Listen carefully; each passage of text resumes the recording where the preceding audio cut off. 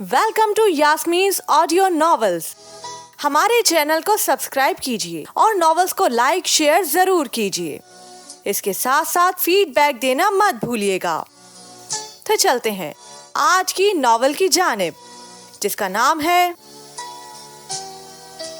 ऐन शक्ले कल्ब।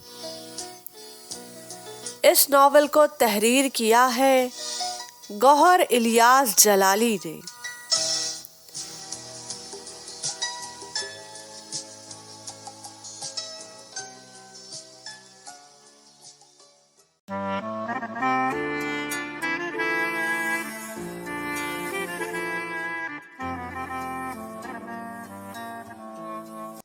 ठक ठक। अमजद दरवाजा खटखटाने के बाद बगैर इजाजत तलब किए अंदर दाखिल होता चला गया और साथ ही तकरीबन बरस पड़ा। यार, इंतहा होती है किसी चीज की। तुमने तो जलील करा के रख दिया।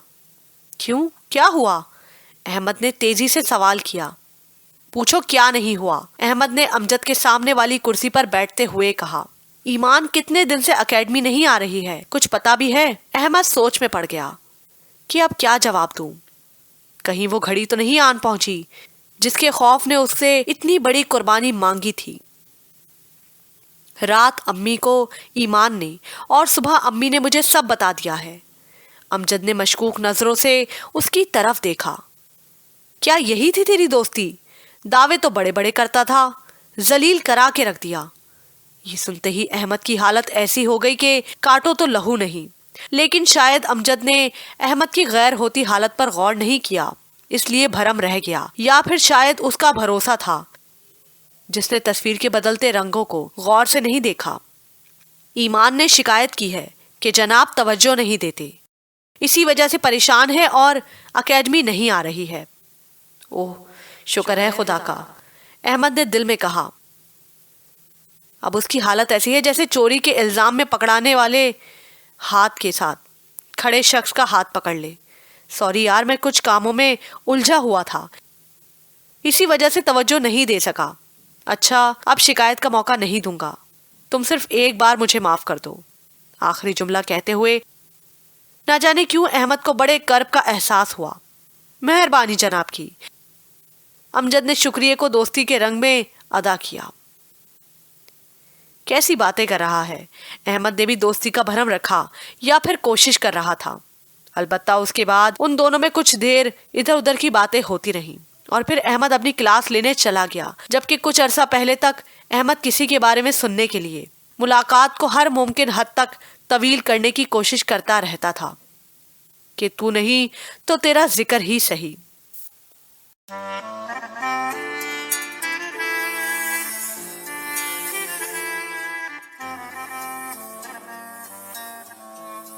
इंसान भी अजीब चीज है, कोई खुदी की फना का दीवाना तो कोई खुदी की बका का दीवाना। एक दीवाना वो जो समझ बूझ ना रखे और एक दीवाना वो जो समझ का बोझ ना रखे। दीवाना अपनी दीवानगी से पहचाना जानता है। दीवानगी अगर खुदी फना के लिए हो तो बका बन जाती है, और अगर दीवानगी खुदी की बका के लिए हो तो फना बन जाती है। देखने में तो एक शमा ही जलती है, मगर उसके जलते ही दो दीवाने पिघलने लगते हैं। एक वो जो रात की तारीकी में फना हो जाता है और एक वो जो सुबह के उजाले में बका कहलाता है। हरचे दर्दे दिल गुजरदे वक्फे जुबा दार्दे शिमा, सौ खतने नीस्त ख्याले के निहा दार्द शमा। तो फिर शमा क्या है? पूरे एक हफ्ते बाद वही बेखतर और पुरअसर ईमान की आवाज क्लास में एक बार फिर गूंजती है। फना या बका? ना फना ना बका, अहमद एकदम से बोले और फिजा में नजरें जमाते हुए आराम से बोले। एक वसीला, वास्ता, ताल्लुक, पेशवा, इमाम, मुर्शिद, रहबर, मोहसिन, उस्ताद। ईमान ने अहमद का जुमला मुकम्मल करते हुए कहा। बिल्कुल सही, अहमद ने तस्दीक करते हुए कहा। कुछ भी। शुक्रिया सर जी, ایمان نے ہلکے سے تبسم کے ساتھ کہا، اچھا، کل سے آپ سب کے یہاں ٹیسٹ شروع ہیں کیونکہ امتحانات کی تاریخ نزدیک آ رہی ہے، احمد نے فلسفیانہ کیفیت سے باہر آتے ہوئے کہا، اور میں چاہتا ہوں کہ جب آپ لوگ کمرہ امتحان میں داخل ہوں تو کسی کے بھی دل میں کوئی خوف، پریشانی اور ڈر کا شائبہ تک نہ ہو۔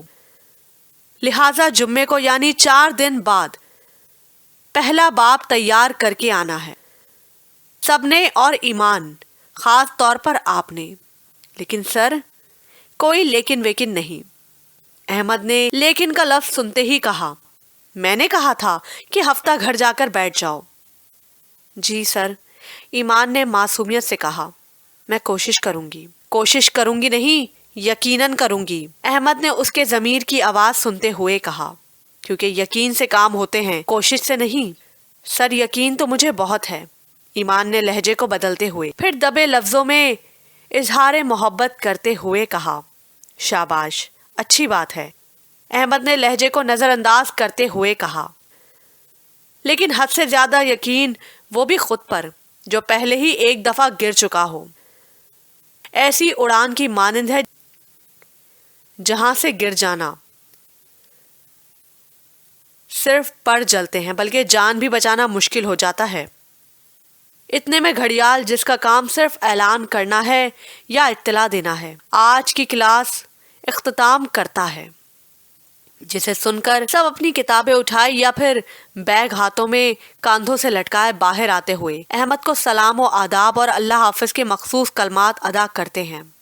آخر میں ایمان احمد کو نظر انداز کرتا محسوس کر کے کہتی ہے، سر جی، کیا میں بھی جاؤں؟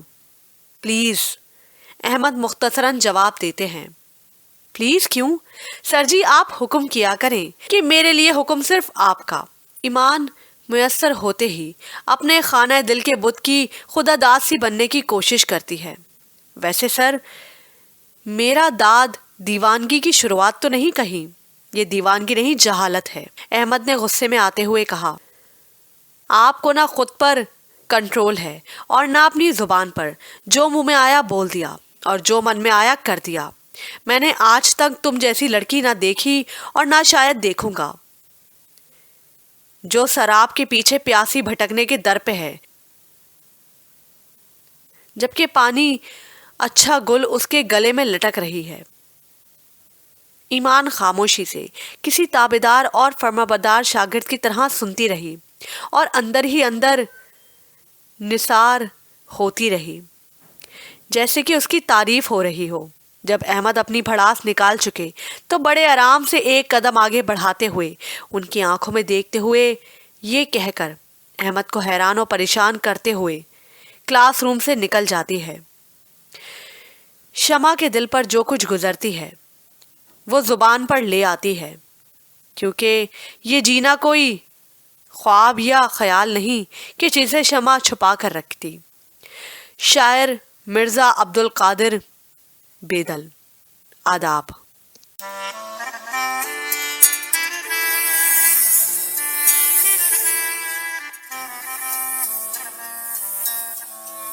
السلام علیکم، احمد اسٹاف میں داخل ہوتے ہوئے کہتے ہیں۔ وعلیکم السلام۔ اکیلے بیٹھے ہوئے ناصر نے کرسی پر سے اٹھتے ہوئے جواب دیا، بیٹھیے۔ احمد نے ہاتھ کے اشارے سے انہیں کہا اور اس کے سامنے کرسی پر بیٹھتے ہوئے کہا، کیا حال ہے آپ کا؟ ٹھیک ہوں احمد صاحب، سر ناصر نے جواب دیا، آپ سنائیں۔ ناصر بھائی، میں نے آپ سے کتنی بار کہا ہے کہ کم از کم آپ مجھے صاحب کہیں، آپ مجھے صاحب نہ کہیں۔ احمد نے ناصر کی بات کاٹتے ہوئے کہا، آپ مجھ سے بڑے ہیں اور آپ امجد کے بھائی ہیں۔ اچھا بھائی، اچھا، اب صاحب نہیں کہوں گا۔ اب کی بار ناصر نے بات کاٹتے ہوئے کہا، لیکن کیا کروں، نہ جانے کیوں آپ کے سامنے آتے ہی زبان خود بخود مجبور ہو جاتی ہے، شاید اس لیے کہ جس کا دل میں عزت و مقام ہو تو دماغ بھی بے بس ہو جاتا ہے۔ آپ شرمندہ کر رہے ہیں ناصر بھائی، احمد نے شرمندہ ہوتے ہوئے کہا۔ ایسی کوئی بات نہیں، دراصل آپ کو خود معلوم نہیں کہ آپ کیا ہیں۔ नासिर ने कहा, जरूरी नहीं कि आप हर बार खुद को दूसरों की नजरों से देखें और सोचें, लेकिन बाज औकात चाहे खुदा का शुक्र अदा करने का मौका भी मिलता है और आसानी भी हो जाती है। जी बेहतर, अहमद ने कहा, कोशिश करूंगा। वैसे मैं दोनों काम करता हूँ, दूसरों की नज़र से देखता भी हूँ और खुदा का शुक्र भी अदा करता हूँ। अल्हम्दुलिल्लाह, नासिर ने कहा। वैसे मैं भी बता दूं कि एक बार फिर जिसके दिल में अकीदत हो उसको फ़कत उसके नाम से नहीं पुकारा करते, क्योंकि अच्छे अल्फाज तो बने ही इजहार के लिए हैं। इसलिए मैं आपको अहमद भाई कहूँगा। जैसे आपकी मर्जी नासिर भाई, अहमद ने बेबसी का इजहार करते हुए कहा। बताएं, हालात कुछ बेहतर हुए या नहीं? नहीं अहमद भाई, नासिर ने थके हुए लहजे में जवाब दिया। हालात तो दिन ब दिन खराब हो रहे हैं। वजह क्या है? अहमद ने पूछा। कुछ समझ नहीं लगती, नासिर ने जवाब दिया। एक की तरफदारी करूं तो नाइंसाफी और दूसरे की तरफदारी करूं तो एहसास जुर्म मुझे सताता है। मैं तो चक्की के दाने की तरह पिस गया हूं। ना ना ना, अहमद एकदम से बोले, ऐसे मामलात में मर्द को बिल्कुल नहीं दबना चाहिए या फिर दोनों को बोलने नहीं देना चाहिए। मेरे ख्याल में पहले वाला बेहतर है। नासिर ने सोचा। थोड़ा और सब्र करो, अहमद ने मजीद कहा। सब ठीक हो जाएगा। कभी कभी मैं सोचता हूं कि नसरीन को लेकर अलहदा हो जाऊं, नासिर ने कहा। फिर सोचता हूं नसरीन माँ बनने वाली है, मैं उसे अकेले घर में तो नहीं छोड़ सकता ना। हाँ, ये बात तो है, अहमद ने कहा और फिर कुछ सोचते हुए बोले, मर्द हमेशा दो औरतों के बीच फंस के रह जाता है, एक माँ और दूसरी बीवी। माँ जिसने उसे जन्म दिया, जिसके पाँव के नीचे जन्नत है, वो ये समझती है कि उसके बेटे पर सिर्फ मेरा हक है और उसकी बीवी को वो मुझसे छीन लेगी। और बीवी जो अपने खाविंद के लिए अपने माँ बाप बहन भाई छोड़ती है, उस पर भी ऐसा करवाने में कोई आड़ ना समझते हुए ये समझती है कि अगर मैंने सबको छोड़ा है तो ये माँ को क्यों नहीं छोड़ सकता। बस इसी जीत के चक्कर में दोनों मिलकर मर्द को तमाशा बना देती हैं। जैसे वो खुद सर जिद्दी बच्चे एक पतंग को लूटने के खेल में पतंग को आखिर फाड़ देते हैं कि अगर मेरी नहीं तो फिर किसी की भी नहीं। वैसे नासिर भाई, आप एक काम क्यों नहीं करते कि... सर, क्या मैं अंदर आ सकती हूँ? ईमान ने स्टाफ रूम के दरवाजे पर खड़े खड़े इजाजत मांगी। ईमान, आप ऐसा कीजिए, 5 मिनट के बाद आइएगा, अगर कोई बहुत ही जरूरी काम है, अहमद ने जवाबन कहा, वरना कल क्लासरूम में मुलाकात होती है। नहीं नहीं, आने दीजिए, नासिर एकदम से बोले, कोई मसला नहीं। ये तो एक वो है जिसने मेरे और नसरीन को एक करने के लिए हमारा बहुत ज्यादा साथ दिया है और अब भी दे रही हैं।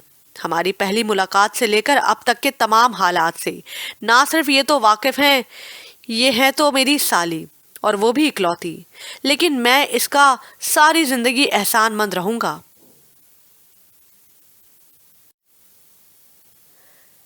नासिर भाई, आप फिर वही बात ले बैठे, ईमान ने नासिर के साथ वाली कुर्सी पर बैठते हुए कहा। मैंने कितनी बार कहा है कि मैंने ये सब सिर्फ और सिर्फ आप ही के लिए किया था और अब आप दोनों के लिए कर रही हूँ। और वैसे भी हम कुछ लोगों की तरह बेज़ौक तो हैं नहीं, ईमान ने अहमद की तरफ देखते हुए कहा। हम सच्चे प्यार के, सच्चे दिल से कदरदान हैं।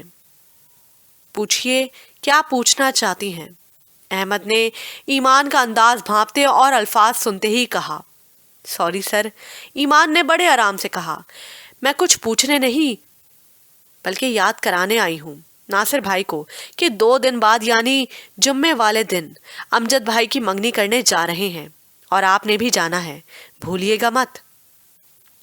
ये भी कोई भूलने वाली बात है? नासिर ने मुस्कुराते हुए हाथ के इशारे से जोर देते हुए कहा। ऐसी दर्दनाक खुशियों भरी सजाएं रोज रोज देखने को थोड़ा मिलती हैं। क्यों? अहमद के मुंह से बेसाख्ता निकल गया। क्या मतलब? जब आपको मिलेगी ना तब पूछूंगा, नासिर ने हंसते हुए कहा। मैं भी कोशिश कर रही हूँ। ईमान ने शोखी और मस्ती से भरा हुआ तीर अहमद की जानिब छोड़ा, मगर यह है कि खता करने को तैयार ही नहीं, मगर मुझे यकीन है कि शम्मा की मोम पिघलेगी ज़रूर। अच्छा तो ये बात है, मुबारक हो फिर आपको, नासिर ने अहमद की तरफ हाथ बढ़ाते हुए कहा। क्या हुआ? अहमद ने लाशऊरी तौर पर हाथ मिलाते हुए पूछा। किस बात की मुबारक? भाई मैं अपनी साली को अच्छी तरह जानता हूँ, नासिर ने कहा। जिस काम का जिम्मा ये अपने सर ले ले तो समझो वो हो गया। देखेंगे, अहमद ने ईमान की तरफ देखते हुए तंज से कहा। दिखाएंगे, ईमान ने जानलेवा मुस्कुराहट होंठों पर बिखेरते हुए कहा। अच्छा नासिर भाई, अब मैं चलती हूँ। कहाँ चली? नासिर ने कहा। मैं भी इधर ही जा रहा हूँ, तुम्हें छोड़ दूंगा। शुक्रिया नासिर भाई, ईमान ने कहा। दरअसल फायजा बाहर खड़ी मेरा इंतजार कर रही है।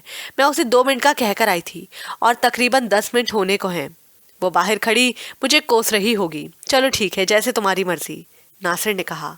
खुदा हाफिज, ईमान ने नासिर और अहमद को एक साथ कहा और बाहर चली गई। माफ कीजिएगा नासिर भाई, सर अहमद ने कुछ सोचते हुए कहा। फायजा तो आज छुट्टी पर है। क्या? जी नासिर भाई, मैं सच कह रहा हूँ। ईमान, सुभान अल्लाह। थोड़ी देर खामोश रहने के बाद नासिर ने कहना शुरू किया। बात निकल ही पड़ी है तो अहमद भाई, आज मैं आपको अपनी कहानी भी सुनाई देता हूँ, अगर आपके पास थोड़ा सा वक्त हो या इश्तियाक हो। जी जी ज़रूर नासिर भाई, अहमद ने कहा। वक्त कहाँ अपना होता है, हाँ अलबत्ता मैं फारिग ही फारिग हूँ। मुझे और नसरीन को एक दूसरे से मोहब्बत तो थी, लेकिन 5 साल गुजर जाने के बावजूद हम दोनों में इतना हौसला ना था कि अपने अपने घर वालों को, खुसूसन माओ को बता सके। नासिर ने अपनी दास्तान सुनानी शुरू की। हमारी माएँ तो एक दूसरे का नाम सुनना गवारा ना करती थीं। वो पिछले 5 साल से नाराज थीं, बल्कि यूं कहें कि हमारी मोहब्बत भरी पहली मुलाकात उन बहनों की आखिरी मुलाकात थी। फिर एक दिन नसरीन ने मुझे बताया कि मेरी माँ मेरा रिश्ता मेरे कज़न से करने वाली हैं, लेकिन मैं उसे क्या बताता कि मेरी माँ तो मेरा रिश्ता कर भी आई हैं।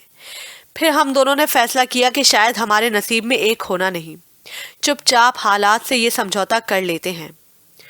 हम एक दूसरे को हमेशा के लिए खुदा हाफिज कर आए थे कि अगले रोज ईमान हमारे घर पहुंच गई। मुझे तो यकीन ना आया कि एक लड़की इतनी बहादुर, दिलेर और ज़हीन हो सकती है। उसने न जाने क्या किया, कौन सा जादू मंत्र पढ़ा और फूका कि एक माह के अंदर अंदर ना सिर्फ दोनों बहनों का राजीनामा किया, बल्कि हमारा निकाहनामा हमारे हाथों में थमा दिया। मैं तो तब से इसकी बेबाकी, दिलेरी और जहानत का कायल हूँ कि वो काम, वो बात जो हम पिछले 5 सालों में ना कर सके और शायद जिंदगी भर ना कर सकते, इसने एक माह में कर दिया। सुनने को तो ये बड़ा अजीब और मन घड़त लगता है, लेकिन ये ऐसी हकीकत है जिसका सामना हम रोज करते हैं। ईमान के इस कारनामे का तो मुझे पता ही नहीं था। अहमद वाकई मुतासिर लग रहे थे। असल में बात यह है अहमद भाई, नासिर ने कहा। ईमान लाख बोल्ड, बहादुर, शोख और खुद एतमाद सही, लेकिन उसने अपने गिर्द एक दायरा सा खींच रखा है जिसमें वो किसी गैर महरम का साया तक नहीं बर्दाश्त कर सकती।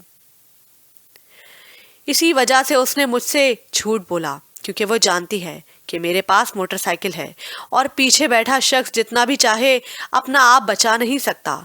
आप समझ गए होंगे मेरा कहने का मतलब। जी जी मैं समझ गया, अहमद ने तकरीबन उकताते हुए कहा।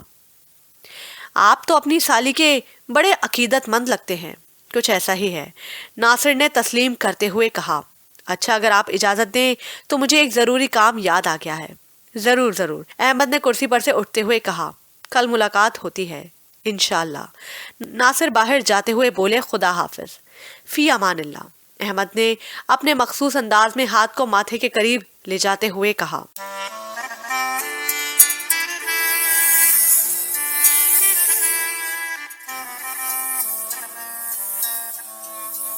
अहमद साहिल पर बैठे, बड़े इत्मीनान के साथ पुरसुकून समंदर को देखकर उसकी गहराई का अंदाज़ा लगाते हुए दिल ही दिल में उसकी अजमत का गर्विदा हुए जा रहा था कि अचानक लाशऊर से शऊर में क्या आया कि वो रेत का महल बनाने लगा। उसका ये अमल शायद समंदर को नागवार गुजरा। جس کا اظہار اس نے ایک لہر کی صورت میں کیا، جس نے محل کے ذرات کو ساحل کے ذرات سے اس طرح ملا دیا کہ ان میں تمیز کرنا ممکن نہ رہا۔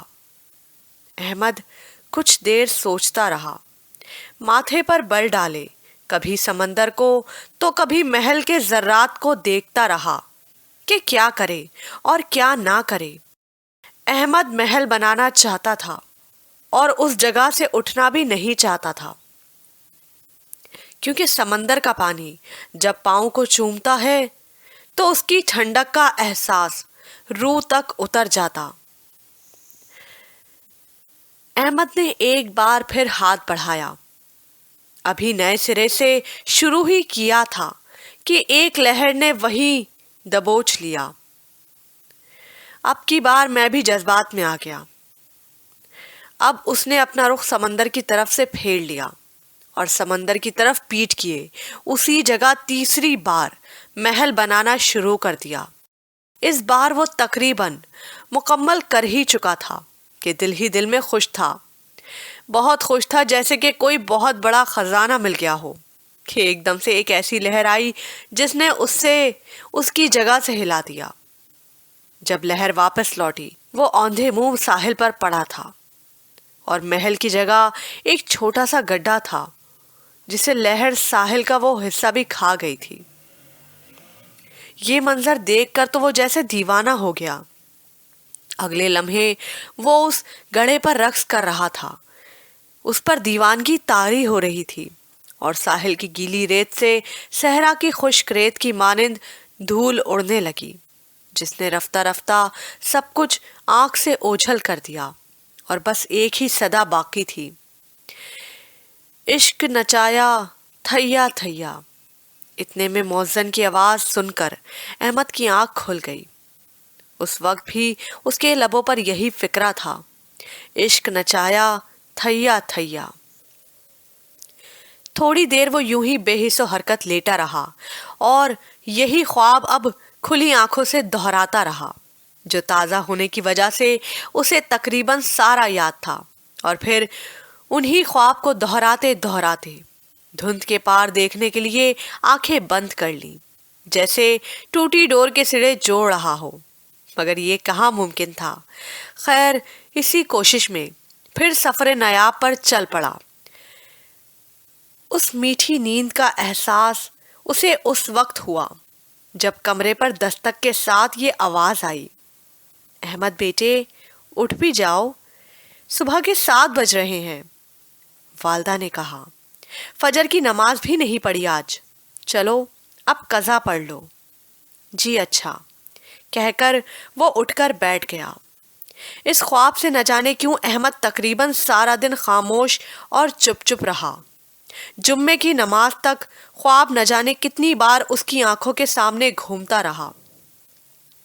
جمعے کی نماز کے بعد اعلیٰ حضرت کے بابرکت اور عشق سے لبریز قلم سے لکھا ہوا درود و سلام با جماعت سرکار دو عالم صلی اللہ علیہ وآلہ وسلم کے حضور نذرانتاً پیش کرنے کی سعادت حاصل کرنے سے کافی حد تک سکون ملا۔ پھر عصر تک وہی کیفیت طاری ہو گئی۔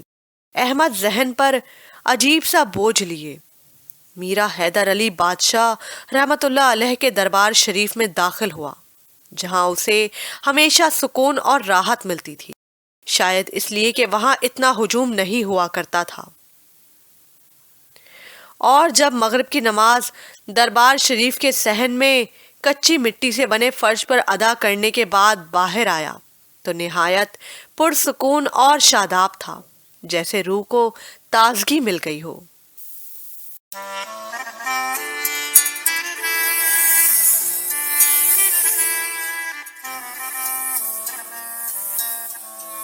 کلاس روم میں سے لڑکیوں کی ہنسنے کی آوازیں آ رہی تھیں، کیونکہ ایمان انہیں اپنے بھائی کی منگنی کی پارٹی میں ہونے والی چیدہ چیدہ باتیں اپنے مخصوص انداز میں سنا رہی تھی۔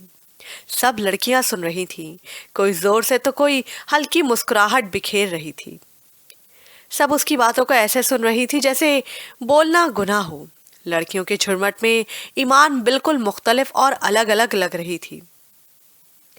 جیسے 14ویں کا چاند ستاروں کے جھرمٹ میں ہو، مگر یہ چاند خود کسی چکور کا متلاشی تھا جو دور اس کی جانب پیٹھ کیے بیٹھا تھا۔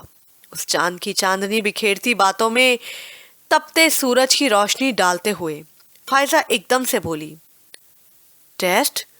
کون سا ٹیسٹ؟ ایمان نے حیرانگی سے پوچھا۔ وہی پہلے باب کا ٹیسٹ جو تم 2 بار کر چکی ہو، فائزہ نے سر احمد کے سے انداز میں کہتے ہوئے کہا۔ وہ تو کل تھا نا، ہوا نہیں، فائزہ نے کہا۔ وہ کیوں؟ وہ تو سر احمد ہی بتا سکتے ہیں، فائزہ نے جواب دیا۔ ویسے کل کافی خاموش لگ رہے تھے، جیسے کسی کی یاد آ رہی ہو۔ فائزہ نے ایمان کے کان میں آہستہ سے کہا۔ واقعی؟ ایمان نے حیرانگی اور خوشی کے ملے جلے جذبات میں پوچھا۔ اس سے پہلے کہ فائزہ کچھ کہتی، احمد کلاس میں داخل ہوتے ہیں۔ Good morning sir. ساری کلاس آہستہ سے مگر یک زبان کھڑے ہوتے ہوئے کہتی ہے، گڈ مارننگ۔ احمد نے جواب دیا اور بیٹھنے کا اشارہ کیا۔ السلام علیکم سر جی۔ اس کے بعد ایمان نے بڑے آرام اور شائستگی سے سلام کیا۔ وعلیکم السلام۔ کیا حال ہے ایمان آپ کا؟ اور کیسی رہی کل کی محفل؟ اچھی تھی، بلکہ بہت ہی اچھی تھی، ایمان نے پہلی بار مختصر سا جواب دیا۔ لیکن آپ کافی دیر سے آئے تھے اور بڑی جلدی چلے گئے۔ امجد بھائی بھی حیران و پریشان تھے۔ نہیں، میری طبیعت ٹھیک نہیں تھی، لیکن اب کافی بہتر ہے۔ اس کے بعد احمد نے وائٹ بورڈ پر کالے رنگ سے، ویسے کالا کوئی رنگ نہیں ہے، بلکہ اس میں کوئی رنگ نہ ہو تو وہ کالا ہوتا ہے، کیونکہ روشنی رنگوں کا مجموعہ ہے اور اندھیرا اس کی ضد ہے۔ یہ سوال لکھنے اور کہنے لگے، آپ سب کے پاس آدھا گھنٹہ ہے، اس کے بعد آپ سے پیپر لے لیا جائے گا، اور یاد رکھو جس کا سر دائیں یا بائیں گھوما اس کو اسی وقت کلاس سے نکال دیا جائے گا۔ ٹھیک آدھے گھنٹے بعد احمد نے ایک دم سے کہا، فائزہ تم سب لڑکیوں کے پیپر اکٹھے اور عثمان تم سب لڑکوں کے، اور ہر پیپر پر نام ضرور چیک کرنا، ورنہ تم دونوں ذمہ دار ہوگے۔ ایمان، ریاضی کا ٹیسٹ کیا اردو میں دیا ہے؟ فائزہ نے گھر واپسی پر ایمان سے پوچھا۔ تو اور کیا کرتی، ایمان نے بڑی معصومیت کی اداکاری کرتے ہوئے کہا۔ کچھ آتا نہیں تھا، اس لیے میں نے ایک ڈرامے کی کہانی لکھ دی۔ واقعی؟ فائزہ نے خوب ہنستے ہوئے کہا۔ تیرا بھی جواب نہیں، میں جانتی ہوں، آئی نو، ایمان نے کہا اور وہ بھی ہنسنے لگ پڑی۔ اگلے روز احمد نے پہلے اگلے باب کے سوالات کروائے، پھر اپنے بیگ سے چیک کیے گئے کل کے پیپر نکالے اور ایک ایک کر کے سب کو پکارتے جاتے اور ان کے کیے ہوئے کارنامے ان کو دیتے جاتے۔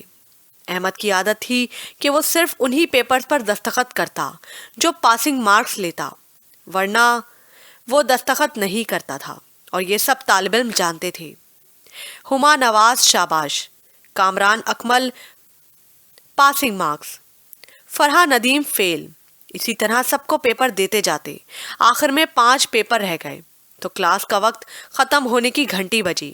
احمد نے ان سب کو جو اپنے اپنے پیپر لے چکے تھے جانے کو کہا، اور جن کے رہ گئے تھے انہیں اتنی دیر رکنے کو کہا جتنی دیر ان کے پیپر ان کے ہاتھ میں نہ تھما دیتے۔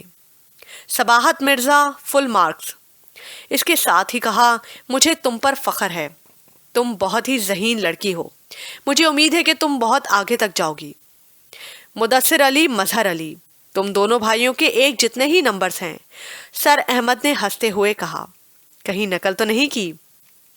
نہیں سر، نقل تو نہیں کی، مدثر علی نے کہا، لیکن نقل ضرور کرتے ہیں ایک دوسرے سے اچھا کام کرنے کی۔ مظہر علی نے کہا، اچھائی اور نیکی میں ہمیشہ ایک دوسرے کی نقل کرنے کی کوشش کرنی چاہیے۔ احمد نے انہیں سراہتے ہوئے کہا، لیکن برائی اور بدی کے کاموں میں نہیں۔ آخر میں صرف فائزہ اور ایمان رہ گئیں، کیونکہ باقی سب پیپر لینے کے بعد کلاس روم سے چلے گئے تھے۔ اس کے بعد احمد اپنی کرسی پر بیٹھ گئے اور تھوڑی دیر بعد کہا، فائزہ گل، پورے نمبر، امپریسو، تم پر اور صباحت پر مجھے ہمیشہ ناز رہے گا کہ تم دونوں میری شاگرد تھیں۔ احمد نے تعریفانہ انداز میں کہا، थैंक यू सर। फायजा ने पेपर लिया और देखने लग पड़ी। चंद लम्हों बाद क्लास में थप्पड़ की आवाज गूंजी।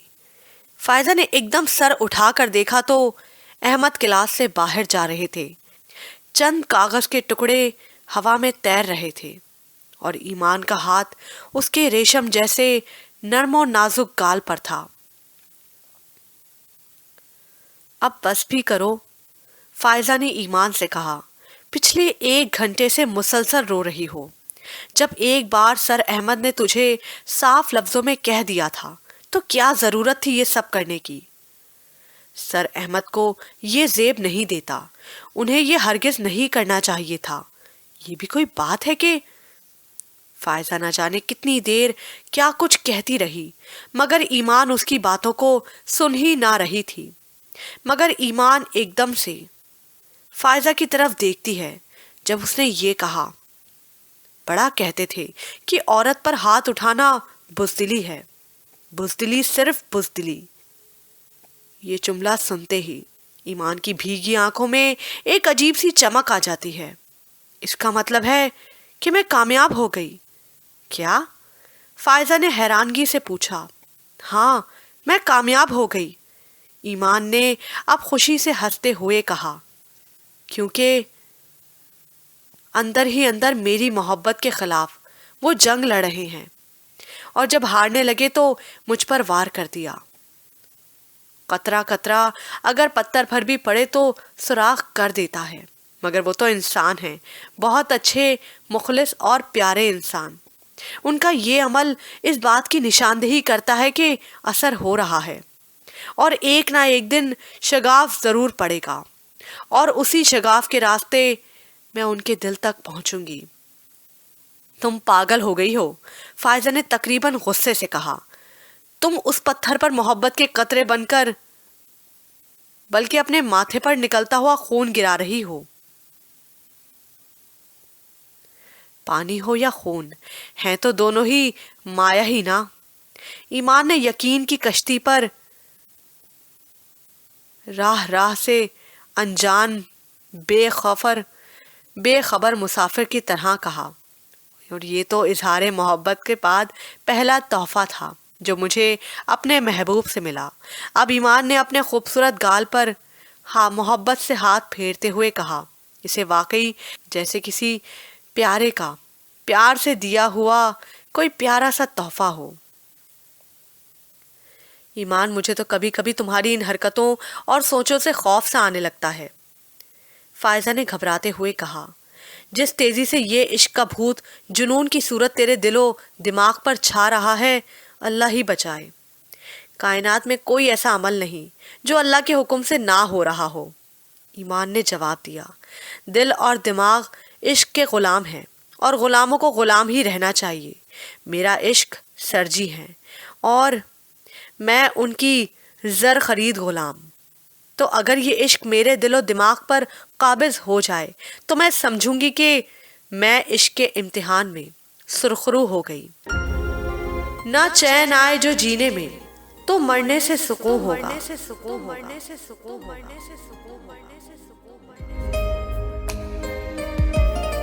मोहब्बत हद से बढ़ जाए तो लाजिम है जुनून होगा।